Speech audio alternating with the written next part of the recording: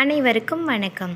ஒரு தடவை பார்வதி தேவி சிவபெருமான் கிட்ட கேட்குறாங்க, உலகத்தில் எவ்வளவோ இடம் இருக்குது, நீங்கள் ஏன் சுடுகாட்டில் தங்குறீங்க அப்படின்னு.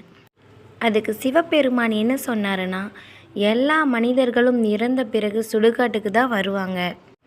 தான் உயிரோடு இருக்கும்போது கடவுள்கிட்ட வந்து தூய அன்பினால் யாருமே பிரார்த்தனை பண்ணுறதில்ல.